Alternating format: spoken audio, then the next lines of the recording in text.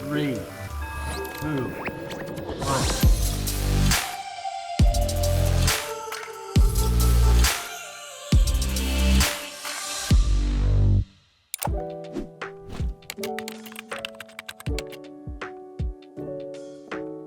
Hi guys, welcome to an all-new episode of Deep Linkers. I'm here today with James Dell, our publisher over at Passionfruit, and Seth Porges, director of the new Netflix documentary How to Rob a Bank. I'm glad to have you, Seth. You're a longtime friend for both of us, and glad to have you on the show.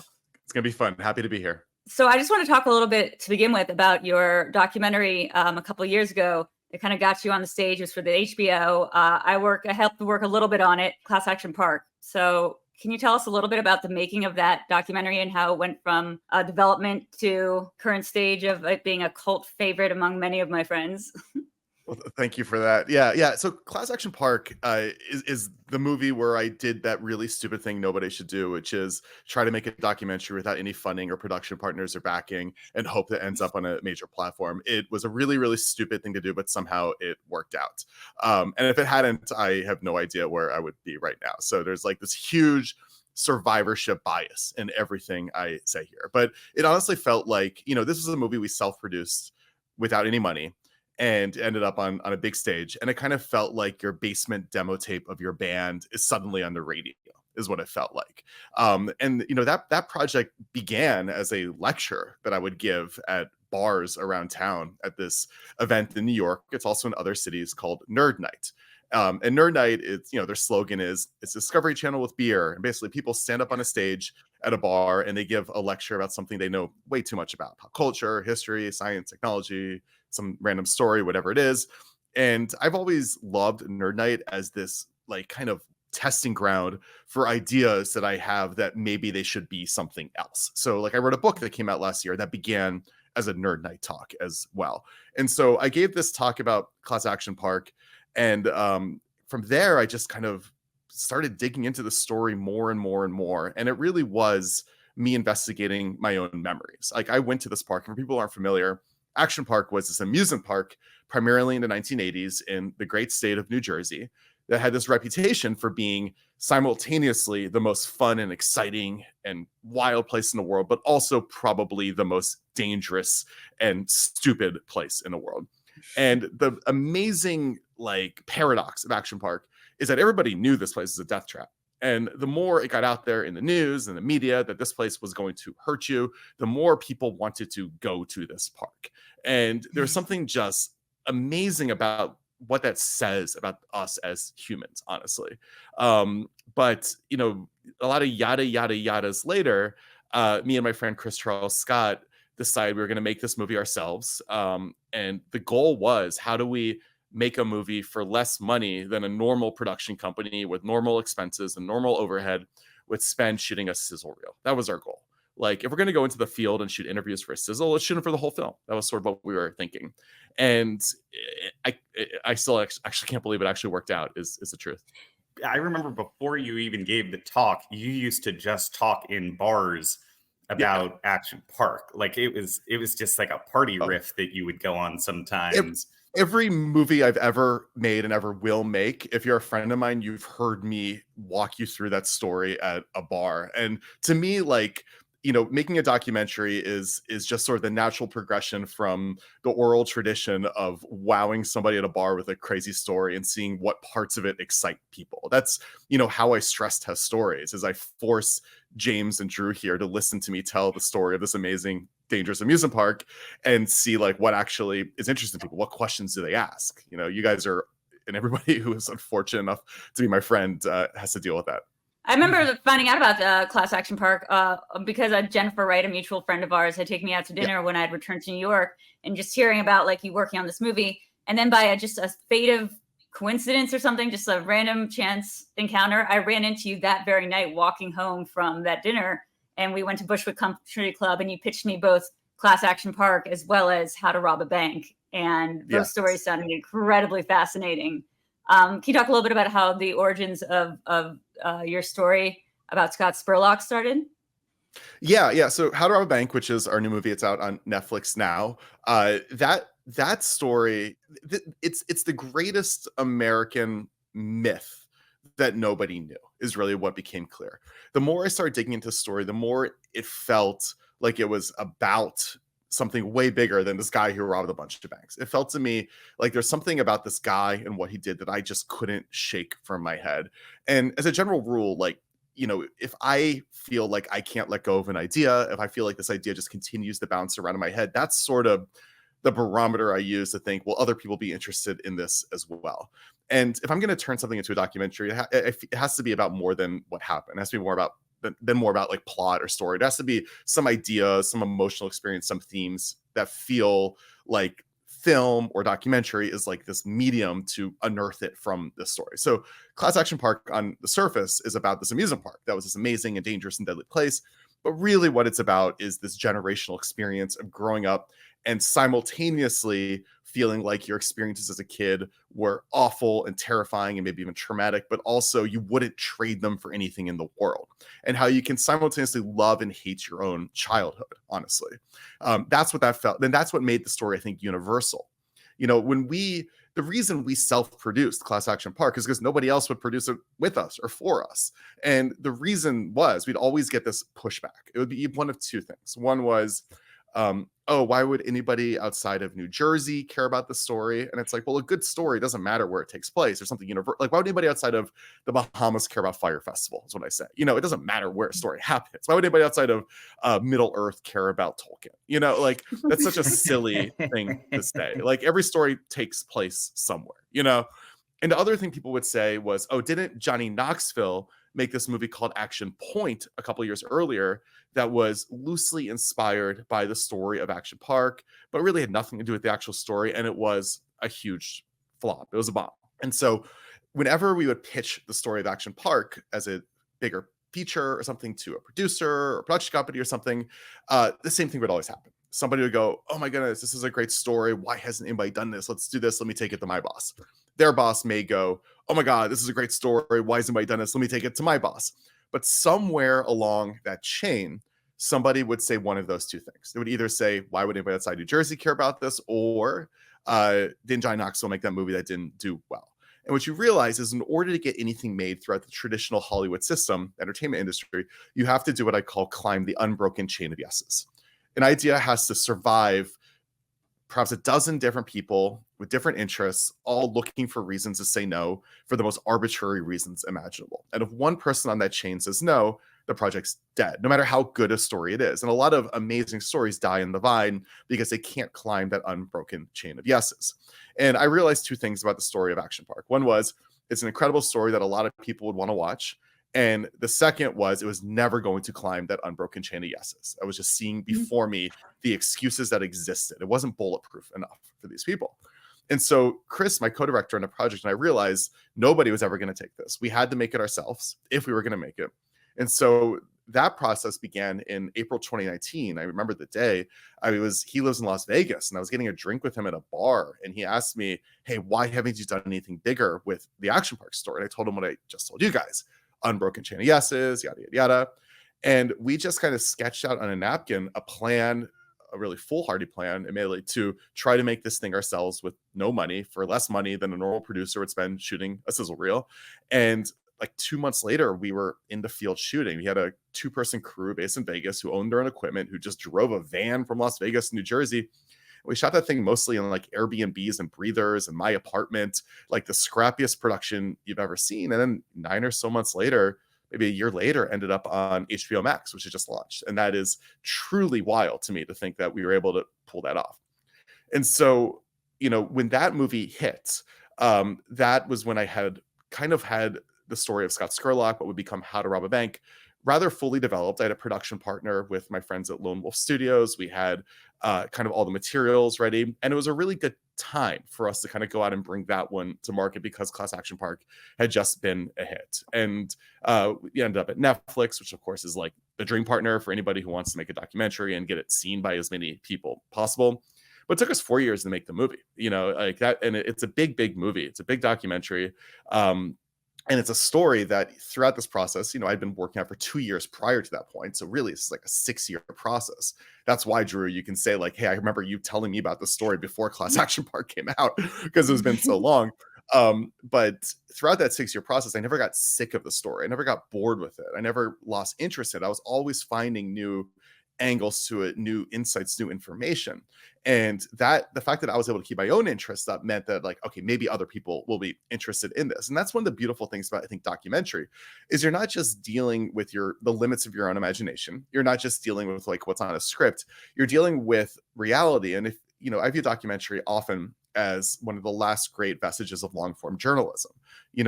Journalists, it's really hard for them to find the time or resources or outlets to really deep dive investigate stories. We have a crisis of journalism in this world, not just this country, this world, not just in investigative journalism, but local journalism, all journalism. But documentaries at their best are long form journalism. The kind of long form journalism I can spend 6 years investigating, turning up every single rock, every single stone, looking for new angles.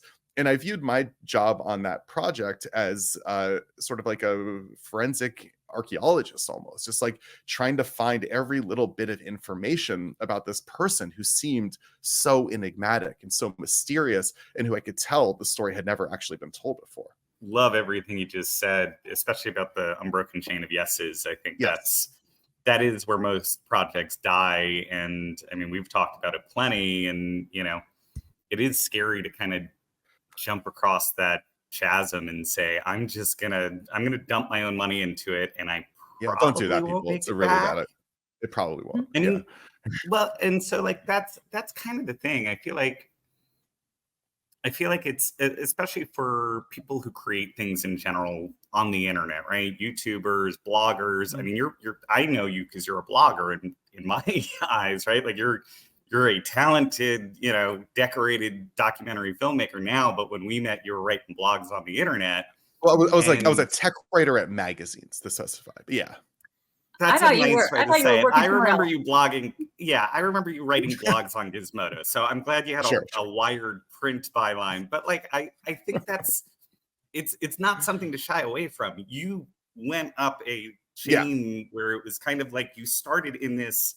I mean, something someone said to me once is like, all good stories actually start as written, right? Mm-hmm. So like you kind of like one of the things you told me about, I think when you were developing, Class Action Park, was just you were kind of outlining the whole thing. Like you had an outline before you had a film.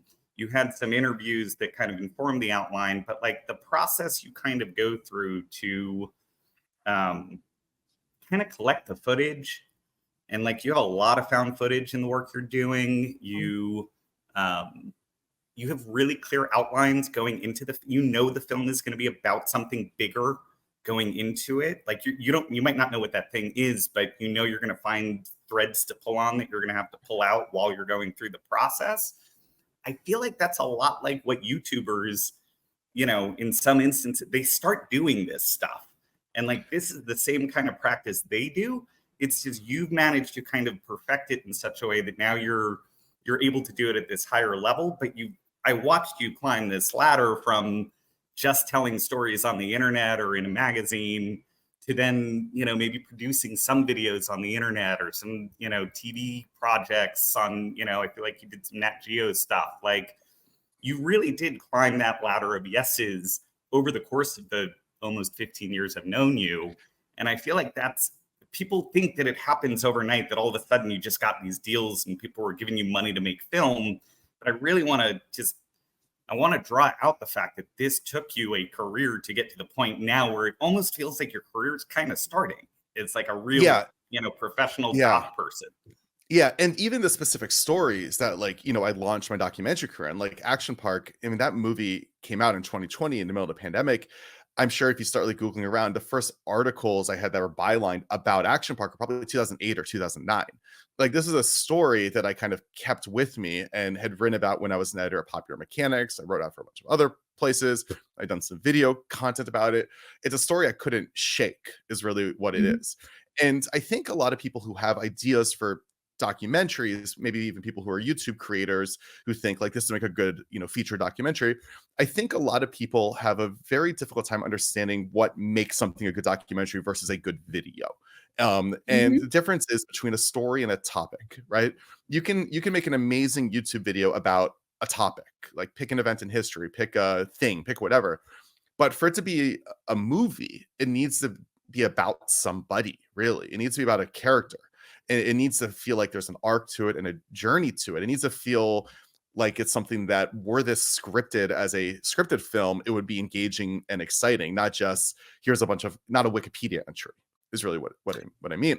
And that is a challenging thing for, I think, people to understand, because they're like, oh, here's something I think is interesting. Let's do a documentary about public schools or something like that. I'm like, okay, who's it about? And sometimes people have no answer for that. It's like, is it about this one person? Is it about teacher? Is it about superintendent? Is it about student? Whatever it is. And you have to find that the central character, or maybe very small number of characters who are engaging. And then you talked about kind of mapping out and outlining and planning things. Absolutely. But of course, with room for discovery, right? And you start with a sense of where things go, and then you just have the most open mind possible about where they actually go. And the reason I like projects like Class Action Park and How to Rob a Bank, which took place in the past, is because I know how they end. And the hardest kind of documentary to make is the kind where you're just shooting a bunch of stuff. We're going to follow this person, a political candidate, an athlete, whatever it is, and hope something amazing happens. And there's such survivorship bias, again, to the documentaries of that ilk that actually work. We'll see movies like Icarus or King of Kong, or these movies that are just like amazing pieces of cinema where they're filming and they're in the right place at the right time and it captures something. But for every movie that is able to pull it off, there's 1,000 that spent years and years filming and absolutely nothing interesting happened. And not only nothing interesting happening, trying to cut those thousands of hours of footage into a movie is the worst thing in the world you can ask a filmmaker to do. So the reason I like stories that take place in the past is because I know how they ended, and I know how they began, and I know what that arc says. What does that say about us as people? What does it say about this character? What does it say about something? And for me, the very, very, very first thing, like when I'm making a movie, is figuring out, what's this movie about? Not on a story level, but on a thematic level. What am I trying to say with this movie? Why does this movie exist? What is this going to spawn as a conversation from people who saw this movie? Why is this movie important for people to watch? And to me, that could be, again, like an emotion, a feeling, something about us as people. Just like, it has to be something, right? And again, like you can make the best YouTube video ever about a topic, but unless it's a character going through a journey and there's a theme or some message or something embedded in it, it's not really a movie. Yeah, it's interesting when we were describing your career before this. I know you are a renaissance man of having a bunch of different projects in the work. I think when I first met you, I thought you were a tech guy, and that was like that was a big like source of like interest to me. Is like 5 years into our friendship, I realized that you were not like somebody who worked in tech, but actually a blogger. I think Popular Mechanics like threw me for a loop or something. But the term blogger doesn't, like when we're talking about like the death of journalism and all these ways of thinking and career ideas that aren't really in the cultural consciousness anymore, blogger is one of them. And that's entirely what I made my career on, was, the idea of an institution backing me so I could write whatever snarky or funny or like fan fiction-y stuff I wanted. And I feel like a lot of that has gone now to people who used to do that field are now in Substacks. They're doing YouTube documentaries. I mean, like, or YouTube docuseries. I mean, I don't know what you call Jenny Nicholson's epic 4-hour video about the Star Wars galactic. Yeah, that's art. That's truly art. But I mean, she does a video, once a year, like if that, she does a lot of stuff on her Patreon and subsidizes these long epic videos that she'd been working on for, I believe, 4 years, and was entirely scripted out and was a piece of legendary internet, I think, at this point. So I guess, the way that blogger was this kind of career that no longer exists, do you think that that's moved to a different kind of format? Or do you think that YouTube, there's a place for YouTubers in this ecosystem of documentary filmmaking? Yeah, I view myself as a platform agnostic storyteller and journalist. And James, you're saying before that like it may not be obvious that it was kind of a long journey for me to get here as a filmmaker. I didn't just kind of like emerge and pop out as like, here I am, Hollywood, right? And the reason for that is it was amazing how smooth, honestly, the transition felt for me from telling stories in print media or in some forms of broadcast I was doing to documentary. And I view documentary as a form of long form journalism that is shockingly similar to reporting out a magazine article in terms of what actually goes into it, the research, the reporting, the whatever. It's one that speaks to me because it's like my favorite aspects of it, of reporting were always the interviews, was always the research, was always getting to know people and discovering facts and following characters rather than the actual writing, rather than putting, fingers to keyboards. But I have no guarantee, nor is anybody, that the current documentary market is sustainable. Just as anybody who works in any sort of digital platform doesn't know. Will there be another YouTube? Will there be another TikTok? Will there be another whatever? Will the audience move on? Will the market move on? Will advertisers move on? But I think like there's always a need, unless AI just kills everything, honestly, but there's always a need for storytellers and for people who are able to find information. And the best we can do, if that's what we want to do, is keep an open mind as to how we do it, and not get so caught up on the platform, but rather the story we want to say. And after I went to journalism school at Northwestern, and after I left there, I started kind of like staying in touch with people and kind of try to like understand how they were updating their curriculum based on new technologies and new whatever. And they were doing a lot of stuff sort of like teaching people how to produce video and produce whatever. And it's great and all, and certainly there's use of that, but I felt like they were teaching people technical skills that were blips in, they were blips in the timeline, rather than teaching people. I'm not saying they weren't teaching people this, but I thought the emphasis should have always been on reporting and storytelling, and giving people the skills to adapt to specific platforms rather than teaching them those specific platforms, because those platforms won't be around for much longer, no matter what it is.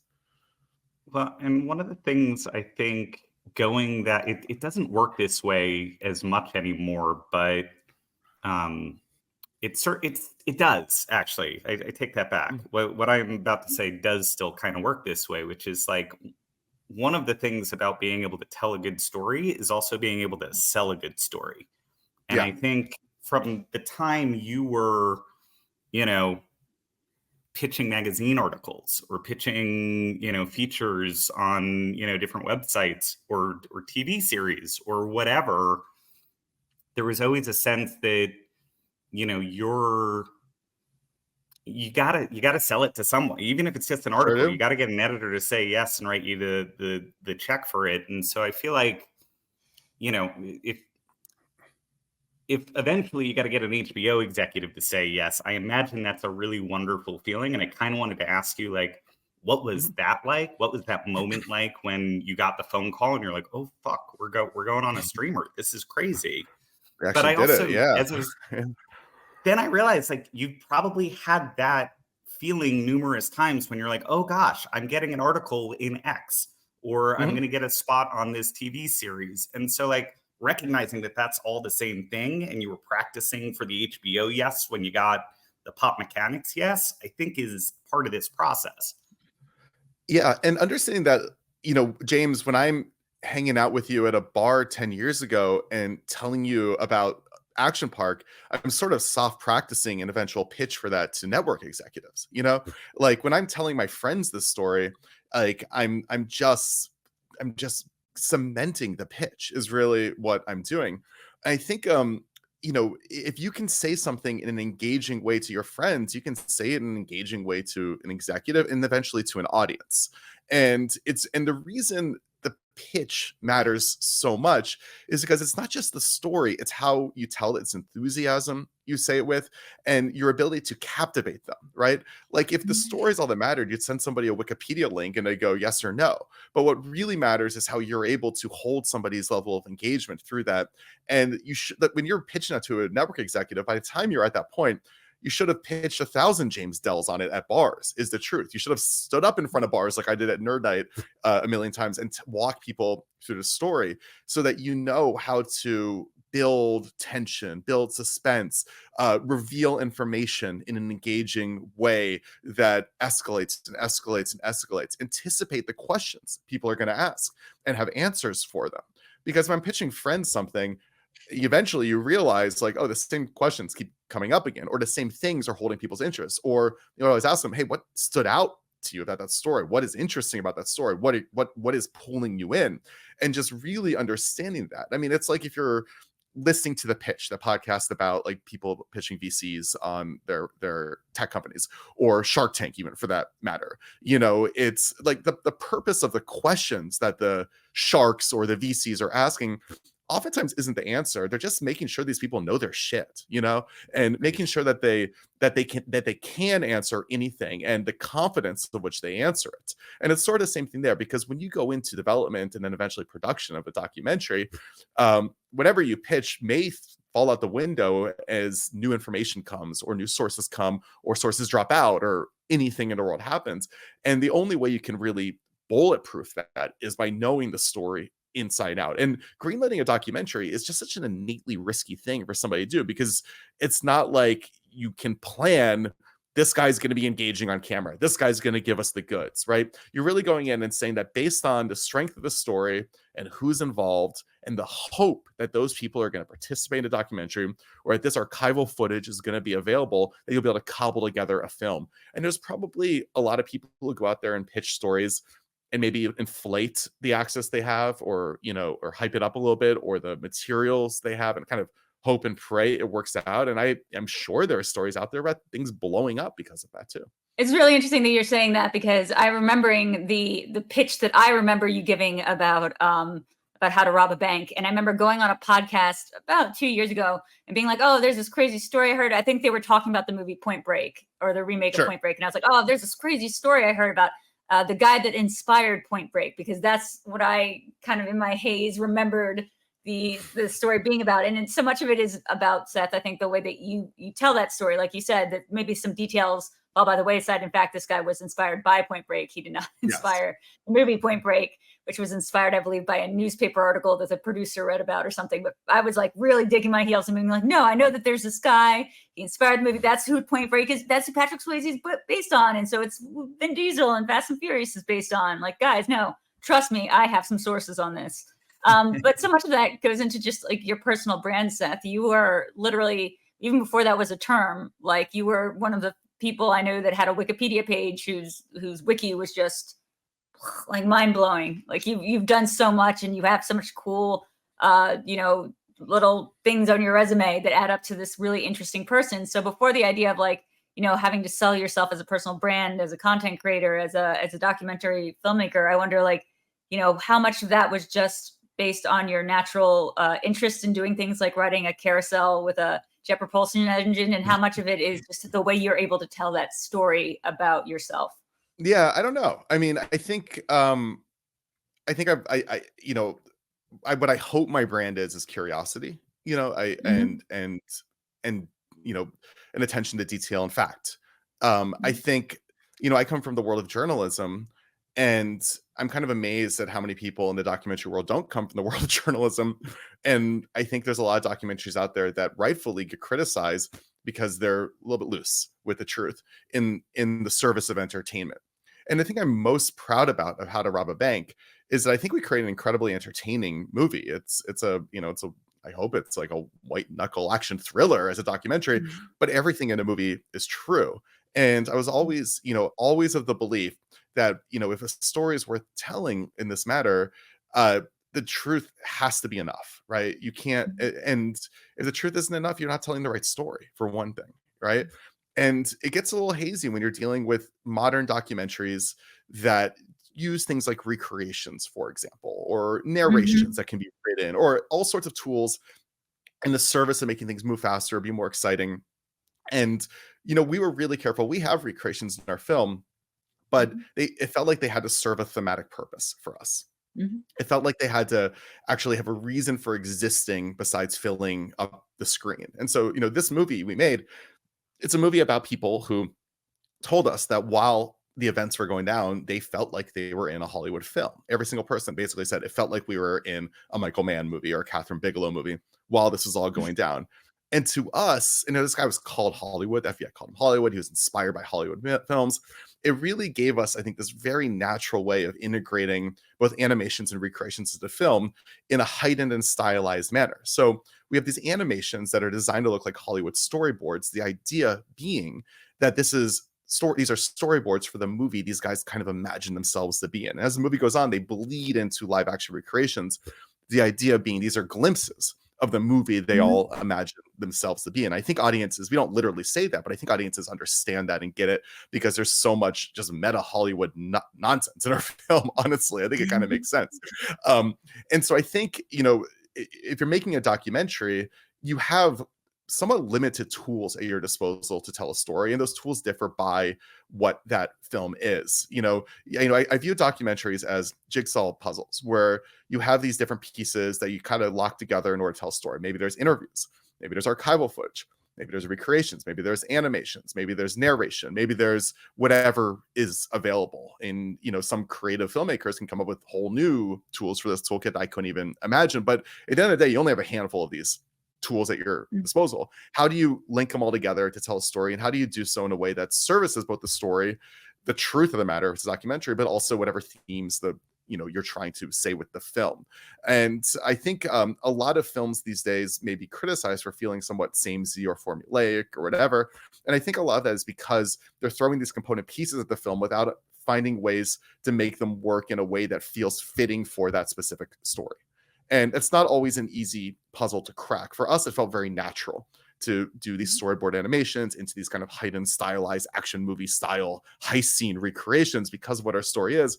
But if you gave me another story that wouldn't make sense, I may not have the answer for you about how to do that. I mean, James, I remember a couple of years ago, you coming over to my house and I showed you an extremely rough bit of footage from what would become How to Rob a Bank. And it was a really interesting experience, I think, for both of us, because I was seeing through your eyes just these component pieces put together. When you see a final film, oftentimes it feels very polished. It feels very professional. It feels very, I don't even know how they made it. Like it feels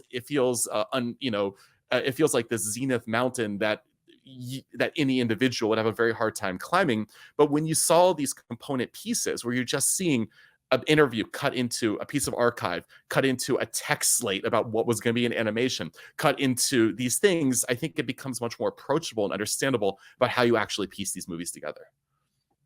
You nailed it. It was eye-opening to me. I mean, I have friends who make stuff all the time, but it was really one of the first times I had seen you say it was a short clip. I mean, you had a feature length. Well, no, it was like a 4-hour cut of the film. It was yeah.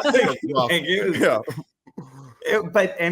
I mean, I had never really seen a piece of work in that state of being where it was kind of, truly half baked. And I think, you kind of talked about it a little bit, and it's obviously different for every I won't spoil the last thing that you showed me in terms of what I think you're going to try to focus on at some point in the future. But I think one of the things that you do really, really well is you figure out the order in which the puzzle pieces need to move. And so when I saw what you had, I think you maybe had some interviews.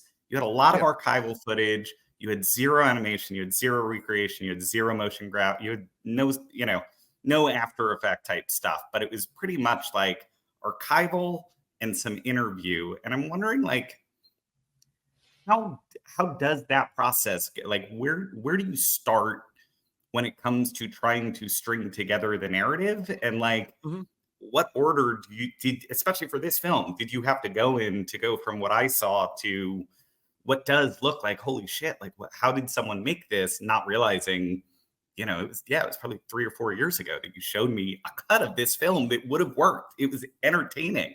It was great. Yeah.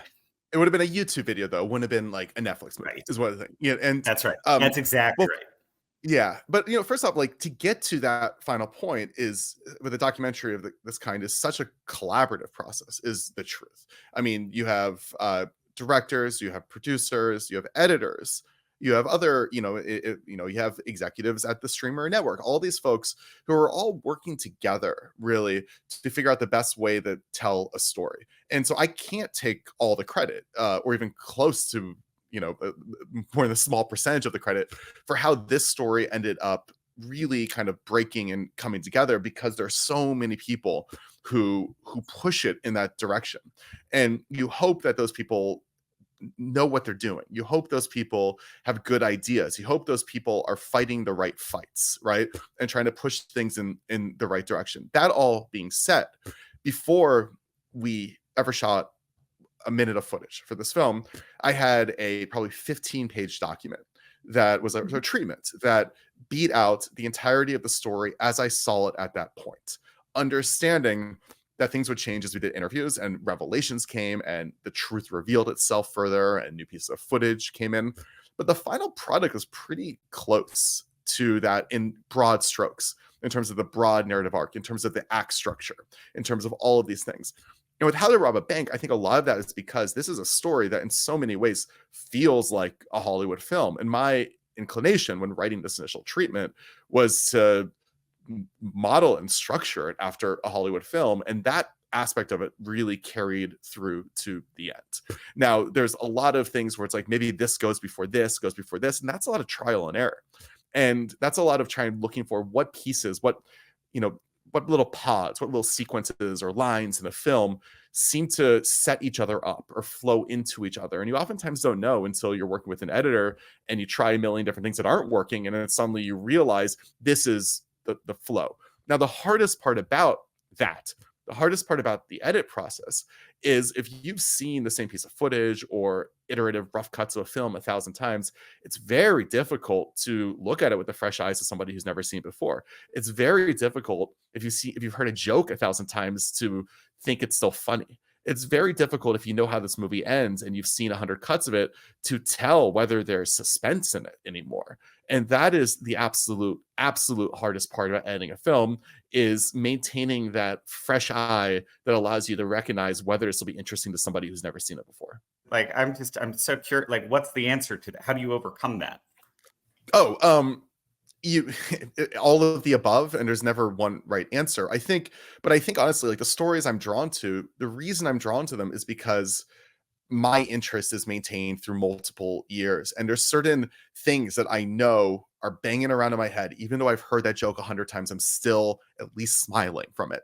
Even though I've seen the sequence 100 times, I'm still gripped by it, right? And I always think to myself, like, if I watch this thing 100 times and there's just nothing in it for me anymore, that's got to go. That's not working. Mm-hmm. But if I watch something 100 times and there's something tickling me still, maybe it's going to be really exciting to somebody who's never seen it before. I always think that. And so Class Action Park, I had a lot of confidence in that film because I was still laughing at it, even though I'd seen cuts of it hundreds and hundreds and hundreds of times. I was still laughing. And that's not me like calling myself funny. That's me calling my interview subjects funny. Like, they're the ones who are making me laugh. I'm not trying to like float my own boat here. With How to Rob a Bank, there's moments when you're editing this thing where it's not working for you, but then it is again, right? Then, an editor does something, or the music kind of comes in a new way, or this animation elevates it. And even though you've seen the story 100 times, even you as the director are excited about it again, because all these pieces together just gel so well. Mm-hmm. And the iterative process, I think, allows more opportunities for you to see it with some level of freshness, some level of novelty, and some level of like knowing whether or not this is good. And I think honestly what makes a good director or a good producer is the ability to just know, is this interesting? Is this exciting? And not just try to will it into being exciting because you really want it to be. And I think a lot of people have ideas that are half-baked that they'll pitch around, and and they if you really dig into it, they don't have the confidence in that story. They just feel like this is something maybe they can sell and then they'll figure it out later. It's so funny. I think also the role of the editor is such an underappreciated role just across all industries, but especially in documentaries. The best gift I ever received was from my partner, who is an editor of sizzle reels and trailers and reaction videos. And it was a music video that was just all the stuff we had watched and accumulated during the pandemic, all this, put into one music video, and just beautiful shots and all this stuff. And it meant so much to me because it felt like it was so personal, but you could also just put it online and watch it as a piece of art, and it would totally hold up. It's like something that would look really dynamic and interesting. And editors are the most important people in documentary film, more than directors. You can have a good director and a bad editor, and you won't have a good movie. You can have a great editor and an okay director, and you can have a good movie. So I guess how much of this too is going by when you first start conceiving of this, and when you get the thing in your head and starting to become a little bit of an earworm, how much of this is about the character at the center of the story, and how much of it is about the larger story? Because, like, Class Action Park, like you said, is your memory. I'm sure it wasn't about like your memories of this one guy who owned Class Action Park. You probably remember the burglaries in Seattle. Like, did you remember it as like this guy who lived in a treehouse who had this, crazy life? Or was that something that was discovered more along the process? And how do you kind of anchor it to the individual? Yeah, so Class Action Park, early cuts of that film weren't working. And the reason they weren't working is because Gene Mulvihill, the owner of the park, was sidelined. And to me, the story only began to work once we started framing the park as this reflection or manifestation of his character. And so throughout the film, all of these story beats or side like tangents or fun anecdotes, as much as possible, we always had to kind of bring it back to Gene. So we might give you like a couple minutes on this really wacky water slide, but unless there's a little bit about Gene in that water slide, what did he do with that? What did he want from that? Whatever, it didn't work in the film, right? Or the film didn't work. And and that was rough because, of course, Gene Mulvihill is no longer with us. We don't even have any video footage of him, but the more we kind of integrated his story into the story of the park, the more the story worked. And it worked on an emotional level. It worked on whatever level. It was just boring otherwise to just hear anecdote after anecdote after anecdote. That's not a movie, again. And that's when Class Action Park really began working. And for us, key to kind of solving that puzzle was the inclusion of our narration, honestly. Because it allowed us to just be really succinct with how we kind of tied everything together. And the way we used our narrator often, who's the great John Hodgman, was to kind of oftentimes use the narration as a setup where the punchline then would be a cut to the interview. So if we're interviewing somebody and they give us this 4-minute story with this great payoff, this great punchline, it's hard to include because it's 4 minutes, But if we have a narrator who very quickly does a setup and then you just cut to the punchline, you can create a rhythm that feels like comedy. It feels like this setup punchline rhythm. Then that's what made our movie work, was making sure that our character, Gene, was included in the story as absolutely much as possible, and that we were able to create a rhythm of the story. Rhythm, I can't even emphasize that enough. Rhythm is so key in documentary. With How to Rob a Bank, I mean, this is a movie about one person. It's about Scott Scurlock and his friends, but really about him as a character. And I think what makes the story so amazing to me is the conflict and turmoil and change that this character underwent. It's a cliche of screenwriting textbooks. They say it like story is change. Story is somebody beginning one way and ending another. And the real gift of Scott Scurlock's story was how we could see this happen, right? This was somebody who went into bank robberies thinking it was going to be fun, thinking it was going to be this romantic lark, sort of like in Point Break, where you're fighting the man and you're having a good time with your friends and you're surfing and you're getting free money. But what he found upon doing this was that becoming a bank robber changes you in a way the movies can't prepare for. And to us, that's amazing from a story perspective because you have change. You have this character who changes. But also, I think, it gave us a theme. It gave us like a reason for existence, which is the difference between fantasy and reality when we kind of embark on these very selfish journeys where we may tell ourselves this one narrative, one that maybe we pull from Hollywood, where this is an exciting, fun, victimless crime. But when you actually go down that journey, the reality itself is much darker. There are victims, and one of those victims is yourself, what that does to you. And to us, that was amazing because he was called Hollywood. He was inspired by Hollywood films, but the darkness and horror of his journey was a subversion of the Hollywood myth. And suddenly this movie made sense as a movie once you begin to approach it from that way. It suddenly makes sense as why we're following this guy, how we can, and also the thing the hardest part about making movies like Class Action Park and How to Rob a Bank is the fact that we're dealing with things that are exciting or absurd or hilarious, but truly dark and terrifying at the same time. How do you tell a story about a dangerous amusement park that is objectively speaking hilarious, but it actually killed people? How do you do that in a way that's respectful? How do you tell a story about this guy who's this attractive treehouse dwelling, charismatic dude in a way that doesn't glamorize or glorify the fact that he was actually traumatizing countless individuals? And to me, the stories that draw me in are the ones that I really want to love but are objectively speaking horrifying. And I think that coexistence of those two feelings is so, it tells us something about us as people and draws me into the story in a way I can't shake.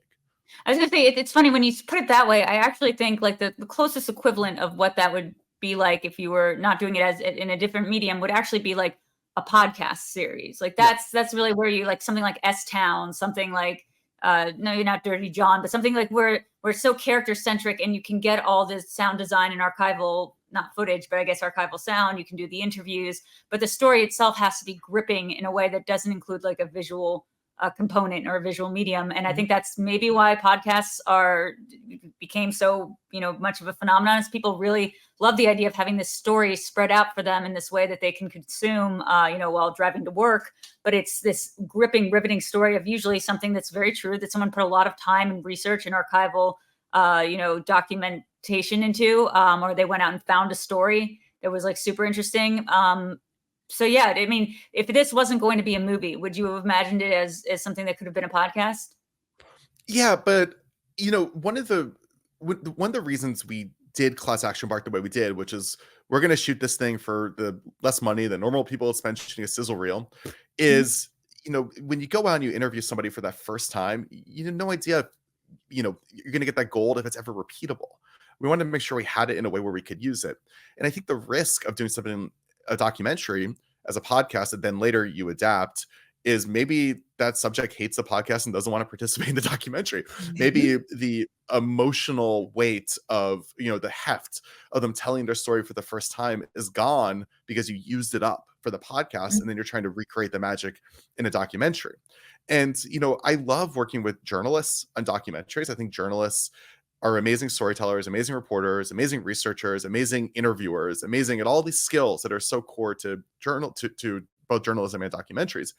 But I feel like the way the system currently looks at journalists' product, like articles, and wants to adapt it into a documentary is somewhat broken, because that initial reporting, you only get one stab at getting somebody to tell their story for the first time with the emotions of that, and also the blank slate of them telling it, putting it out into a world in which other people haven't formed opinions about the story, including themselves. And so I'm a big fan of when you get that initial access, that initial interview, getting it in the biggest, best, most useful possible way. And so I often tell journalists, I'm like, if you have a really good story that you want to be a documentary, don't pitch it as a magazine article and hope somebody will turn it into a documentary.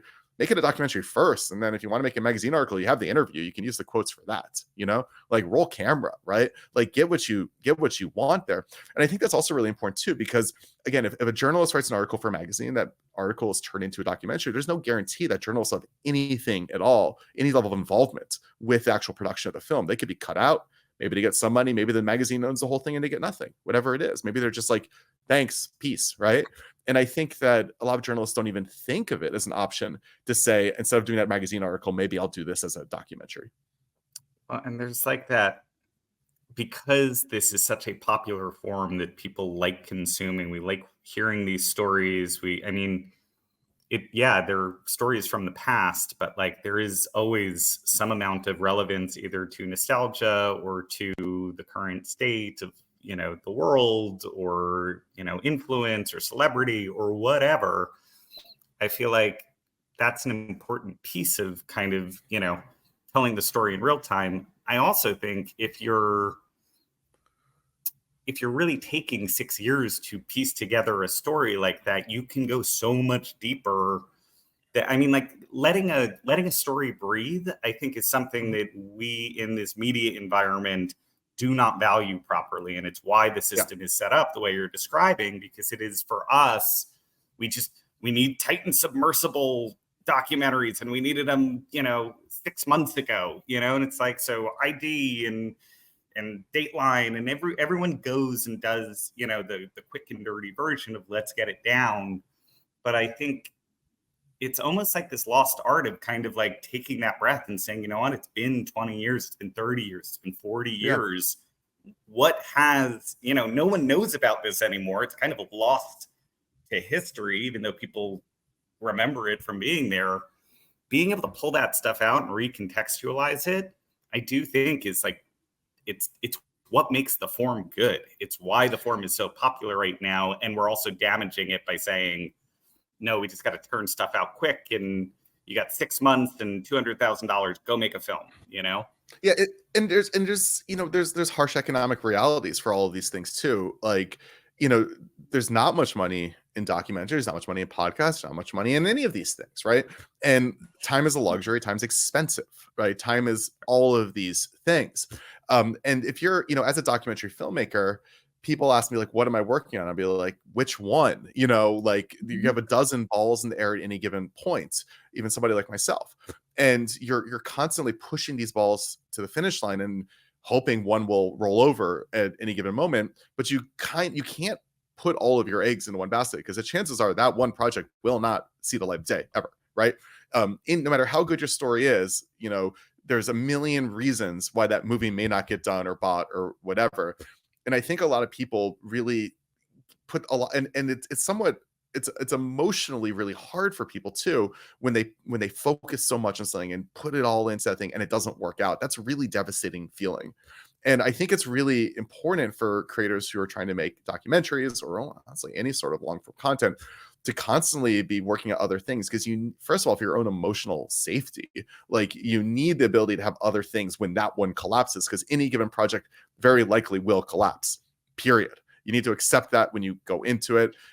Don't spend money you can't afford to lose. Don't do anything, don't spend time you can't afford to, don't do anything you can't afford to lose, because even if you're like the most famous documentary filmmaker in the world, the odds are still against you in any one project. And so the way against that is numbers. You know, you need different ideas, and you never know when or why one of them is going to strike, right?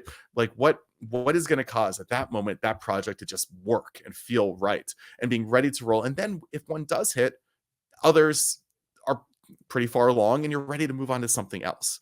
But the idea of saying like, I'm going to put all my eggs into this one basket is a really, I hate to say it, foolish idea in the documentary world, just based on the reality of these things working. And the reasons things fall apart oftentimes could have nothing to do with you. And the thing that's really difficult for documentary filmmakers to understand is how little control they have over the fact that when you're dealing with real people as interview subjects, real stories, real histories, real facts, you can't just make the script better, right? You can't just find the right actor to make it work. Like, you're dealing with things that are just outside of your control. You're a vessel for the story, and sometimes that story doesn't want to play along.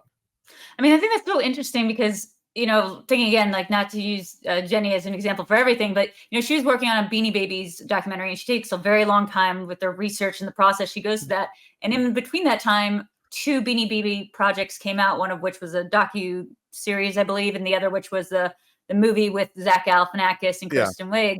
And so she just was like, okay, so now I can't do the Beanie Baby video. And it's like, no, I watched both those series about Beanie Babies, having collected them as like an early OCD obsessive thing that me and my mom both collected all the Beanie Babies. But I would still watch Jenny's version of it. I still would have loved to see her version of it. And there's something to be said about I guess a brand or a personal style, or like what you're known for, the kind of story you're known for telling, and also the way you're known for telling it. Like there's room enough for all that. So when you're sitting on a long-term project, And what are the advantages of a platform like YouTube over, say, trying to pitch something to a streamer, is that if you believe, okay, this story's been told, but I've got a new take and I know people will be interested, and you can put it out there.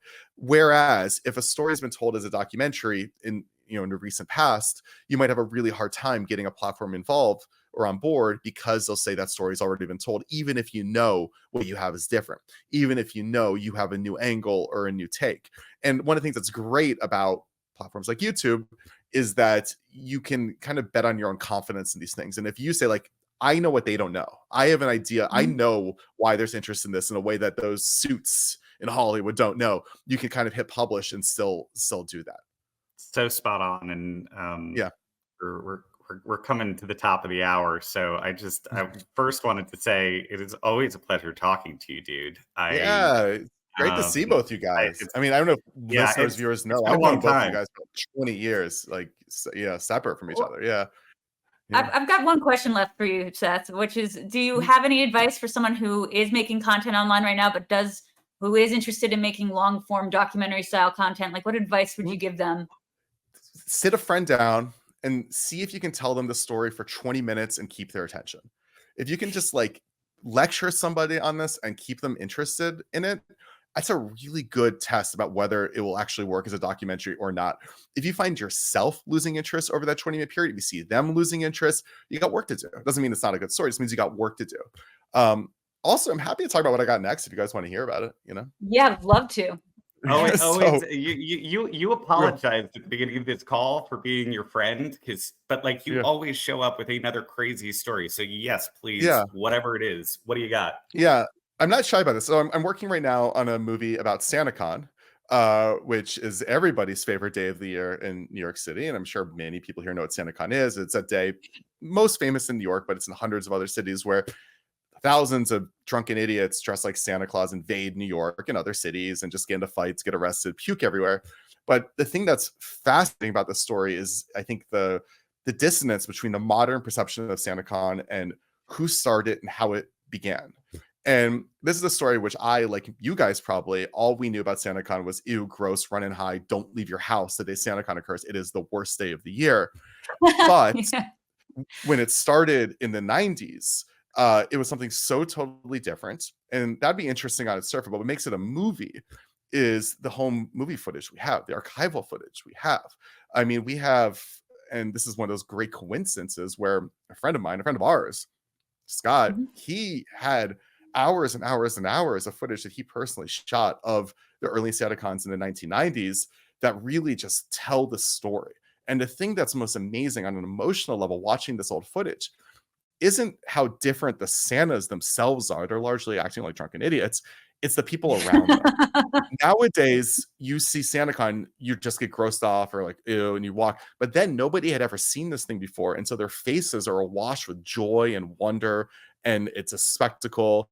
And in doing so, you as the viewer, it allows you to sort of feel that sense of joy and wonder that I think is largely lost from the world. And this is a movie that's really exciting to me, again, because it's a subject a lot of people have heard of, but nobody actually knows the story behind. We have great access to the characters. We have great archival footage.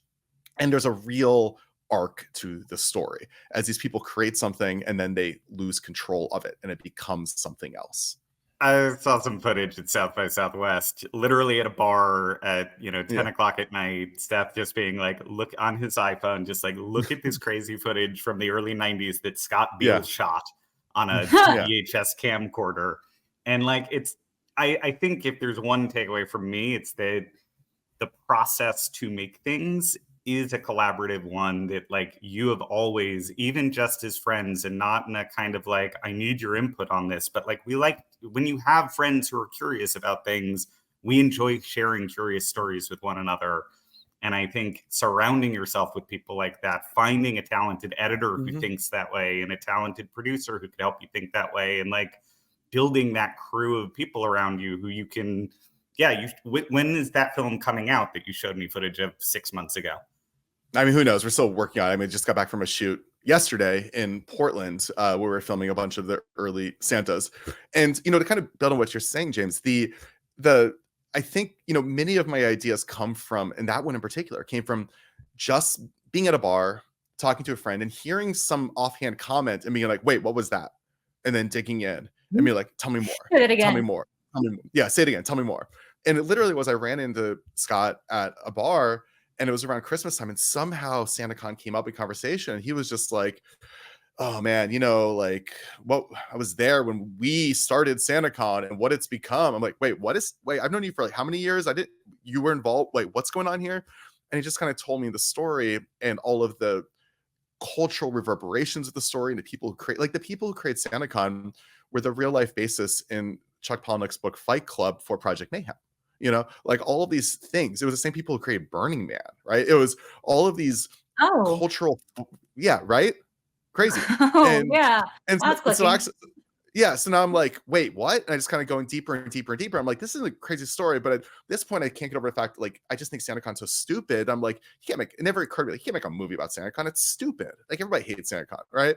And then at the end of the conversation he just says like, yeah, just so you know, I like filmed like several years of it in its entirety in the 90s and I still have the tapes.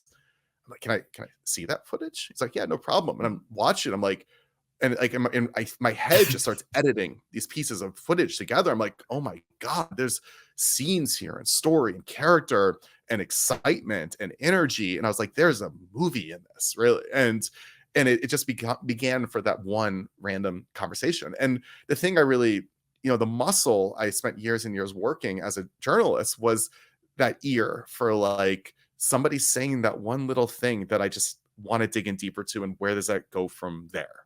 I had no idea it was the same people who did Burning Man, but that makes so much sense. Yeah. It's like a collective, right? Like it's like a group of people. It was but called the Cacophony Society. Yeah.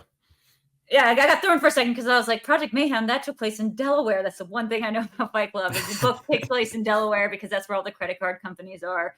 But this sounds like a super interesting documentary. My one memory of going to the only SantaCon I did in New York was showing up really late. It was like the rave party afterwards, and just being surrounded by 1,000 sweaty, like the sweatiest, on MDMA, like Santas that you've ever seen, and being like, this is so gross, but I love it. It's such a core memory for me. Wait until you see this footage from the early 90s. Yeah. They were probably also on MDMA, some of them, but probably it was a different time. Well, I was told they were on this thing called reindeer fuck, and what reindeer fuck is Everclear with weed in it, and it just like steeps in. So reindeer fuck, and the SantaCon project is a really amazing one, interesting one, and it's one I'm making closer to how I made Class Action Park in terms of we're self-producing that movie. I'm with basically 3 friends. Like right now I'm at the house of my editor and of my composer, and we're working on this film ourselves, and we're not asking for permission, from somebody to do that. And there's only certain types of films that process works with. Sometimes you need resources. Like if you're going to build a bridge, you need bonds, you need taxes. You can't just go build it yourself. But if you're going to build a treehouse, you can maybe build that yourself, right? And there's different types of projects that just based on what are the component pieces, how, that for some reason or another, you can kind of skate by doing it without asking for permission from other people. And and I always encourage people, like if there's an idea you have a lot of confidence on, figure out the furthest place you can take that before you bring it to other people. Are you able to shoot anything? Are you able to cut anything from archival footage? Are you able to just show that there's life here? Because there's a million ways to skin a cat in terms of when you sell a project, when you bring on producers, when you bring on production partners. And the further you can carry that thing along before you do so, the stronger it is. And also the more you will have stress tested it and give people confidence that this actually could carry a movie. And the more money. And the more money, honestly, truthfully, yeah. But also maybe the more money you'll spend out of pocket, which creates risk. And there is always this risk, this risk reward bit to it. It's just don't spend money you can't afford to lose. Is always to tell people. Yeah, that's a good advice for content creators and documentarian filmmakers and just people in life in general. Don't spend money you can't afford to lose. I think that's a good place to button this up. So thank you so much for being on, Seth. Do you well, you just plugged the SantaCon movie and your upcoming your current movie. We don't need to plug SantaCon yet. It won't be done for some time, but folks can watch How to Rob a Bank on Netflix now. It's 86 minutes. It's a tight movie. It's about a bank robber who basically watched Point Break and became Patrick Swayze's character Bodhi from Point Break. I mean, that's a cool pitch, I think. So I love that he lived in a treehouse. That was the coolest part to me. I've always wanted to live in a giant treehouse. This guy. That to me was like, when I realized this was a movie, was when I realized I still live in a treehouse and there's footage of this treehouse. Like once I saw that, I was like, there's this world here that, that and there's always those moments where you're investing a story and it's like, okay, this is cool. But then that one thing is like, there's an effing movie here. And like Class Action Park, it's like, if there wasn't that looping water slide, it wouldn't be a movie. You need that one thing that just like, you can't, like, I cannot believe this thing exists often. So where can people find you on socials? If you still do socials, some of us don't, some of us do. Yeah, I mean, and the socials I'm on, it's at Seth Porges. I'm not super active on social, but yeah, say hi.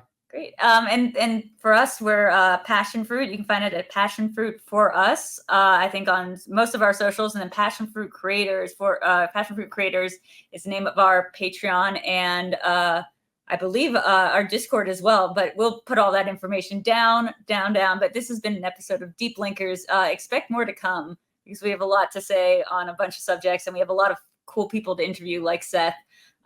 who we're just really inspired by. So thank you guys all for watching this, and we will see you next time. 3, 2, 1.